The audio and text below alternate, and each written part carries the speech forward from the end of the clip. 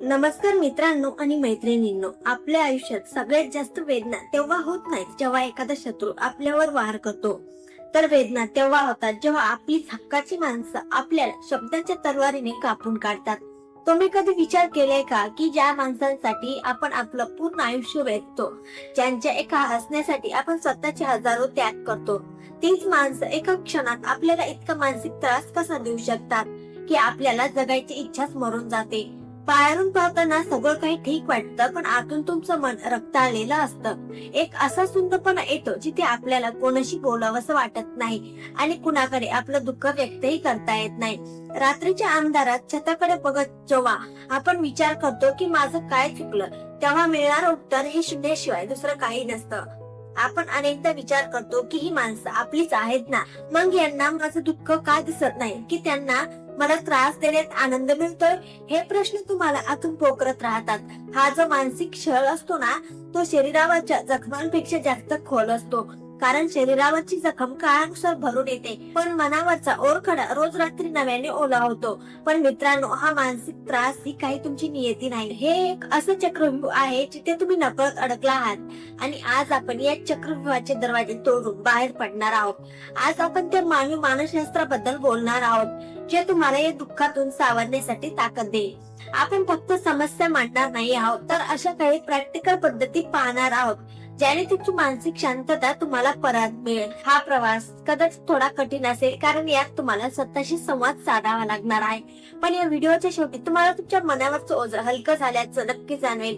कारण आज आपण फक्त रडणार नाही, तर परिस्थितीशी लढायला आणि त्यातून सन्मानाने बाहेर पडायला शिकणार आहोत.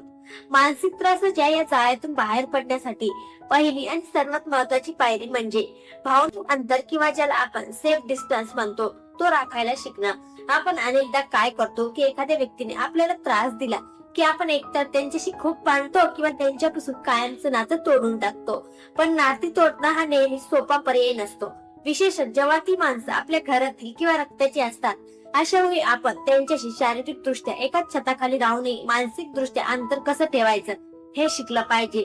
याला मानसशास्त्रात इमोशनल अलिप्तता म्हणतात. याचा अर्थ असा की तुम्ही त्या व्यक्तीला तुमच्या आयुष्यातील प्रत्येक लहान सहान गोष्ट, तुमचे भविष्यातील प्लॅन्स किंवा तुमचे अत्यंत वैयक्तिक विचार सांगणं आतापासूनच बंद करा. जेव्हा आपण एखाद्याला आपल्या मनाची चाव्या देतो, तेव्हाच तो माणूस आपल्या मनाचं कुलूप उघडून आपल्याला त्रास देऊ शकतो.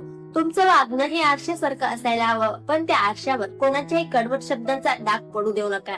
तुम्ही तुमची कर्तव्य पूर्ण करा, पण तिथे अपेक्षांची गुंतवणूक अजिबात करू नका. जेव्हा तुम्ही अपेक्षा शून्य करता, तेव्हा समोरच्याचा राग किंवा त्यांचं उपहासात्मक बोलणं तुम्हाला स्पर्शही करू शकत नाही. हे अंतर राखणं म्हणजे संवाद तोडणं किंवा उद्धट होणं नाही, तर स्वतःच्या आत्मसन्मानाभोवती एक अदृश्य पण खंबीर कवच तयार करणं आहे. तुम्ही त्यांना हसून उत्तर द्या, पण मनाचा तारा त्यांच्या हातात देऊ नका.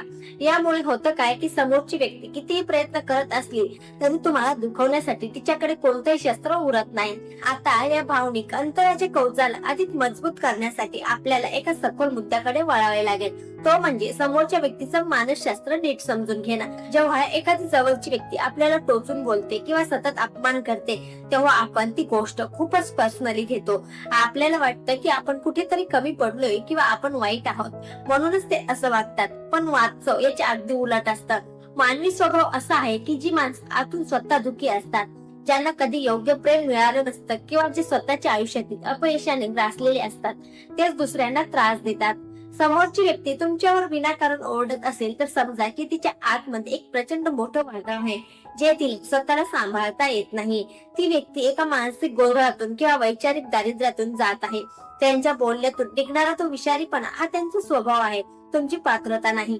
जेव्हा तुम्ही त्यांच्याकडे एक त्रास देणारा माणूस म्हणून पाहण्याऐवजी एक मानसिक दृष्ट्या अस्वस्थ व्यक्ती म्हणून पाहता, तेव्हा तुमच्या मनातील त्यांच्याबद्दलचा राग हळूहळू संपतो आणि त्याची जागा तयार येते. तुम्ही त्यांच्याकडे अशा नजरेने पहा जसं आपण एका आजारी माणसाकडे पाहतो. यामुळे तुम्ही त्यांच्या पातळीवर न उतरता तुमची वैचारिक उंची राखू शकता. जेव्हा तुम्हाला कळतं की त्यांच्या वागण्याचं कारण हे त्यांचं स्वतःच अपूर्णत्व आहे, तेव्हा तुम्हाला त्यांच्या शब्दांचा त्रास होणं आपोआप बंद होतं आणि तुम्ही शांत राहू शकता. हे मानसशास्त्र समजून घेतल्यावर जेव्हा तुम्ही त्यांच्या समोर जा तेव्हा तुम्हाला एका व्यावहारिक कौशल्याची गरज पडेल, ते म्हणजे स्मार्ट आणि स्ट्रॅटेजिक कम्युनिकेशन. अनेकदा आपल्याला अशा लोकांशी बोलावं लागतं ज्यांच्याशी बोलायची आपली अजिबात इच्छा नसते, तरीही परिस्थितीमुळे आपण एकत्र असतो. अशा वेळी गप्प राहिल्याने समोरच्याला अधिक चिडवण्याची संधी मिळू शकते किंवा तुम्ही भांडलात तर तुमचीच ऊर्जा खर्च होते. इथे एक मानवी स्वभाव लक्षात ठेवा. माणसाला स्वतःबद्दल बोलायला खूप आवडतं, म्हणून तिथे भांडण्यापेक्षा त्यांनाच प्रश्न विचारा. त्यांना त्यांच्या आवडीच्या विषयावर, त्यांच्या जुन्या आठवणीवर किंवा त्यांच्या अनुभवावर बोलायला लावा. जेव्हा तुम्ही त्यांना प्रश्न विचारता तेव्हा ते त्यांच्या आयुष्यातील गोष्टी सांगण्यात गुंग होतात आणि तुमचं काम सोपं होतं. तुम्हाला तुमच्याबद्दल काही महत्वाचं बोलावं लागत नाही आणि तरीही तुम्ही त्या संभाषणाचा भाग असता. तुमची वैयक्तिक माहिती, तुमची कमकुवत दुवे त्यांच्यापर्यंत पोहोचले नाही की त्यांच्याकडे तुम्हाला दुखवण्यासाठी कोणतीही माहिती उरत नाही. याला आपण न्यूट्रल कम्युनिकेशन म्हणू शकतो. तुम्ही त्या चर्चेत आहात पण तुमचे विचार आणि भावना मात्र पूर्णपणे सुरक्षित आहेत. ही पद्धत तुम्हाला त्या नकारात्मक वातावरणात राहूनही स्वतःच्या मानसिक शांतीचा तोड सांभाळण्याची जबरदस्त ताकद देईल. या संवादाच्या युक्तीसोबतच आपल्याला आपल्या शारीरिक प्रतिसादावर लक्ष द्यावे लागेल, कारण मानसिक त्रास केवळ मनात राहता तो शरीरावरही परिणाम करतो. जेव्हा एखादी व्यक्ती आपल्याला काहीतरी वाईट बोलते तेव्हा आपल्या हृदयाचे ठोके वाढतात, डोकं दुखू लागतं आणि आपल्याला प्रचंड अस्वस्थ वाटतं. अशा वेळी मेंदूला विचार करण्यापासून रोखण्यासाठी शरीराला कामाला लावून हा सगळ्यात उत्तम मार्ग आहे. जेव्हा मन खूप अशांत असतं तेव्हा एकाच जागी बसून राहण्यापेक्षा घराची आवरावर करा, कपाट नीट लावा, बागेत काम करा किंवा अगदी वेगाने चालायला जा. जेव्हा शरीराची हालचाल होते तेव्हा मेंदूतील कॉर्टिसोल या तणाव वाढणाऱ्या हॉर्मोन्सची पातळी कमी होते आणि एंडोर्फिन सारखे हॅपी हॉर्मोन्सची निर्मिती होते. आपण रिकामे बसलो की तेच विचार पुन्हा पुन्हा डोक्यात येतात आणि आपल्याला रडू येतं. पण जेव्हा आपण काहीतरी क्रिएटिव्ह किंवा फिजिकल कार्य करतो तेव्हा आपलं लक्ष त्या समस्येवरून विचलित होतं. स्वतः अशा छंदांमध्ये गुंतवून घ्या जे तुम्हाला आनंदी ठेवतील. एखादं वाद्य वाजवणं, चित्र काढणं किंवा अगदी नवीन पदार्थ बनवणं असो, त्यात स्वतःला पूर्णपणे झोकून द्या. लक्षात ठेवा, तुमचं मन हे एक जागा आहे. जर तुम्ही त्यात आनंदाचे आणि कामाचे विचार भरले नाहीत तर रिकाम्या जागेत नकारात्मकता स्वतःच घर करते. त्यामुळे स्वतःला इतकं व्यस्त आणि उत्पादक बनवा की कोणाच्याही फालतू गोष्टीकडे लक्ष द्यायला तुमच्याकडे एक सेकंदही शिल्लक उरला नाही पाहिजे.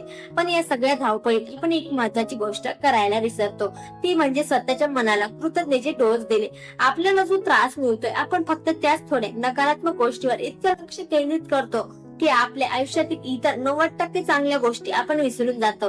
तुमच्या आयुष्यात नक्कीच असे काही लोक असतील जे तुमच्यावर मनापासून प्रेम करतात. कदाचित ते तुमच्या सोबत नसतील पण ते तुमच्या पाठीशी उभे आहेत. अशा लोकांची रोज आठवण काढा. दररोज रात्री झोपण्यापूर्वी अशाच किमान 3 गोष्टी लिहा ज्यासाठी तुम्ही आज आनंदी होता. मग ती गोष्ट छोटी का असेना, जेव्हा आपण जाणीवपूर्वक कृतज्ञ राहायला लागतो तेव्हा आपल्या मेंदूला जगातील सकारात्मकता शोधण्याची सवय लागते. मग समोरच्या व्यक्तीने दिलेला त्रास आपल्याला डोंगरा एवढा न वाटता वाळूच्या कणासारखा छोटा वाटू लागतो. तुमचं सुख हे कोणाच्याही वागण्यावर, शब्दांवर किंवा मूडवर अवलंबून नसावं. इतकं स्वतः आंतरिक दृष्ट्या खंबीर बनवा. तुम्ही या जगात कोणाचं तरी ऐकून घेण्यासाठी किंवा कोणाच्या मर्जीत जगण्यासाठी जन्म घेतलेला नाही, तर स्वतःच एक वेगळं आणि सुंदर आयुष्य घडवण्यासाठी आला आहात. स्वतःला महत्व द्यायला शिका, कारण जोपर्यंत तुम्ही स्वतःचा आदर करणार नाही तोपर्यंत जग तुम्हाला गृहीतच धरणार. हा प्रवास सोपा नाही पण अशक्यही नाही. लक्षात ठेवा, आयुष्य हे खूप लहान आणि अनमोल आहे. आज जे लोक तुम्हाला त्रास देत आहेत, जे तुम्हाला मानसिक दृष्ट्या ड्रेन करत आहेत, उद्या कदाचित काळानुसार परिस्थिती बदलेल. पण आजचा हा दिवस जो तुम्ही रडण्यात आणि दुःख करण्यात घालवत आहात तो कधीच परत येणार नाही. त्यामुळे स्वतःची किमतीची जाणीव ठेवा. तुमची पात्रता दुसऱ्यांच्या तोंडून निघणाऱ्या शब्दांवरून ठरत नाही. ही राजा कचऱ्यात पडला तरी त्याची झळाळी कमी होत नाही. तसंच तुमचं व्यक्तिमत्व आहे. समोरच्याला तुमच्या मनाची शांतता हिरावून घेण्याची परवानगी देऊ नका. आता वेळ आली आहे इथून उभे राहण्याची, डोळे पुसण्याची आणि स्वतः ठामपणे सांगण्याची की मी या सगळ्यांपेक्षा खूप मोठा आहे. तुमची स्वतःची प्रगती, तुमचं यश आणि तुमचं निखळ हास्य हेच तुम्हाला त्रास देणाऱ्यांना सगळ्यात मोठं उत्तर असायला हवं. तुम्ही इतकं यशस्वी व्हा आणि इतका आनंदी जगा की तुम्हाला त्रास देणाऱ्यांना स्वतःच्या वागण्याचा पश्चाताप झाला पाहिजे. शेवटी जाता जाता एवढंच म्हणेन की वादळात फक्त तीच झाडं टिकतात जी परिस्थितीनुसार लवचिक असतात आणि ज्यांची मुळं जमिनीत खोलवर रुजलेली असतात. त्यामुळे तुम्ही सुद्धा परिस्थितीनुसार थोडं लवचिक व्हा, जगाशी जुळवून घ्या, पण तुमचं मूळ म्हणजे तुमचा स्वाभिमान कधीही सोडू नका. आजपासून एक नवीन सुरुवात करा. स्वतःवर प्रेम करायला शिका. स्वतःचे सर्वात मोठे मित्र बना. कारण जेव्हा तुम्ही स्वतःला साथ द्याल तेव्हा संपूर्ण जग तुमच्या पाठीशी उभं राहील. तुमच्या आयुष्यातील प्रत्येक क्षण हा आनंदाने भरलेला असावा, ही सदिच्छा. या विचारांनी जर तुमच्या मनात थोडी जरी सकारात्मकता आली असेल तर तेच माझ्या या प्रयत्नाचे यश आहे.